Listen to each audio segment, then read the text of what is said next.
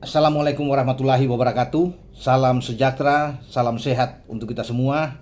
Semoga juga teman-teman bersama keluarga dimanapun teman-teman berada baik-baik saja, tetap semangat dengan saya Bung Ropan. Dan Australia nampak mulai ketar-ketir untuk menyambut pertandingan melawan timnas ya, karena Indonesia akan berkunjung ke Sydney. Sydney ini tempat yang dipilih oleh Federasi Sepak Bola Australia untuk pertandingan ya di Stadion Nasional Sydney. Dan itu akan berlangsung pada tanggal 20 Maret 2025. Pelatih Australia Tony Popovich yang menggantikan pelatih sebelumnya Graham Arnold sekarang sedang memutar otak ya untuk menempatkan terutama di jantung pertahanan mereka.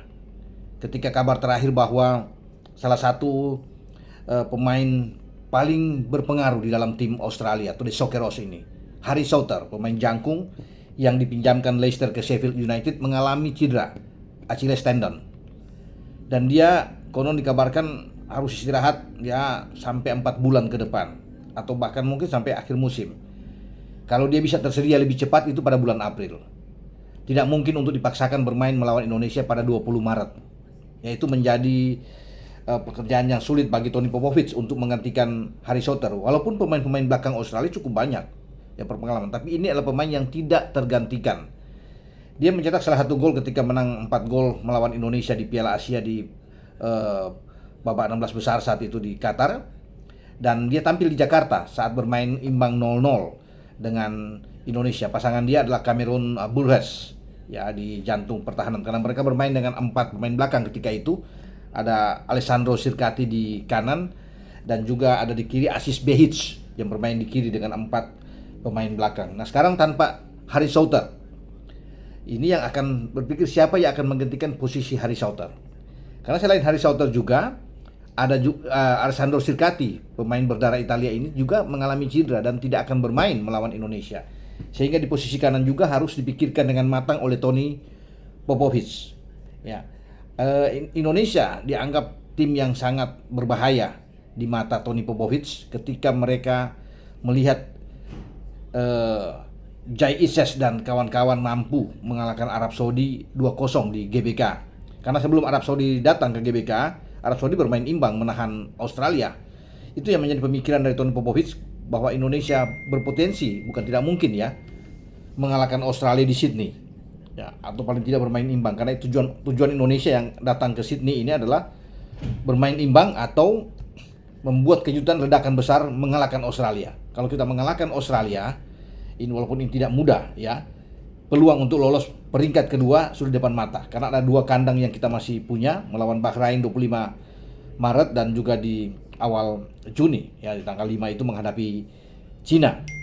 Makanya pertarungan melawan Indonesia ini dianggap sangat penting. Mereka tidak boleh kehilangan angka. Ini Australia kalau saya bicara dengan Australia ya. Dan siapa yang akan menggantikan posisi dari Harry Souttar? Ya di sini. Memang ada beberapa nama ya yang bisa saya katakan di sini kalau dalam catatan. Ada Milos Degenek. Ini pemain dari Red Star Belgrade. Udah punya caps 44 caps dan 1 gol yang dia buat. Memang sudah 30 tahun tapi dia tetap diandalkan. Terakhir melawan Bahrain pun dia dimainkan ya. Ya, untuk bermain di sana ya. Ada dalam bench ya.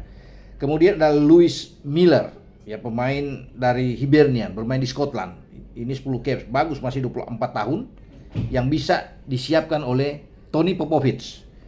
Ada juga Ryan Grant ya, bermain di Sydney FC.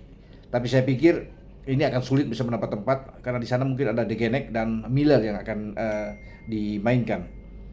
Kemudian ada Kyle Rowles ya yang bermain di Hearts of Midlothian, juga di Scotland, di Liga Scotland. Jadi itu 3 nama yang diperkirakan bisa mengisi posisi Harry Souttar ya. Nah, kemudian di kanan Alessandro Sirkati yang mereka andalkan ketika melawan Indonesia 0-0 di Jakarta. Itu juga akan menjadi pemikiran utama karena di sana mereka masih punya Aziz Behich yang bisa bergeser juga ke kanan ya. Kemudian bisa saja Jason Garcia yang akan bermain di sana, pemain dari Melbourne Victory. Ya, Jason Garcia ini untuk taruh di sisi kanan. Tapi semua tergantung dari Tony Popovich untuk melihat siapa yang paling pas. Namun ketidakhadiran dari pemain-pemain yang diandalkan terutama Harry Souther memang diantisipasi dengan sangat cermat oleh Tony Popovic karena Indonesia berambisi untuk bisa mengalahkan mereka. Bermain di kandang tentunya mereka punya peluang untuk harus mengalahkan Indonesia. Kalau mereka tergelincir akan sulit dalam persaingan di grup C ini ya, karena kita akan lebih bagus tentunya. Makanya mereka akan bermain hidup mati melawan dengan tim kita. Kita memang tidak ada punya Ragnar Oratmangun, tapi kedatangan seorang Ole Romeni dianggap ini akan membahayakan bagi pertahanan Australia karena mereka juga mengantisipasi. Mereka tahu berita-berita tentang tim Indonesia dengan pemain seperti Ole Romeni yang saat ini sudah berada di Oxford United setelah pindah dari Utrecht. Jadi ini menjadi suatu hal yang menarik untuk kita tunggu ya, karena mereka sekarang bermasalah di jantung pertahanan dan harus dimanfaatkan dengan baik. Meski kita tidak punya pemain yang cepat seperti Ragnar, tapi dengan kalau Ole masuk ini akan jauh lebih bagus karena kita juga masih punya Rafael Struijk yang akan bermain di depan ya.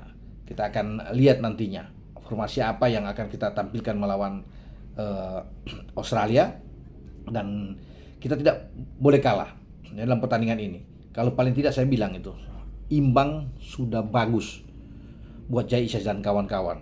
Ya apalagi kita menang, wah itu bonus yang luar biasa untuk kita dapatkan di sini, dan kita sudah bisa memimpikan untuk bisa hadir di Piala Dunia 2026 kalau menang melawan Australia, dan kita akan berada di peringkat kedua di belakang Jepang, karena Arab Saudi yang menjadi saingan kita juga masih akan menuju ke Jepang untuk bermain ya di sana, termasuk Bahrain yang sedang bagus-bagus di Piala Teluk, dia akan ke Jepang. Dan saya rasa ketika Jepang mengalahkan Bahrain 5-0 di markas Bahrain, sulit bagi Bahrain untuk mengalahkan Jepang, karena Jepang butuh menang melawan Bahrain untuk mereka lolos. Dengan 19 poin mereka akan langsung lolos.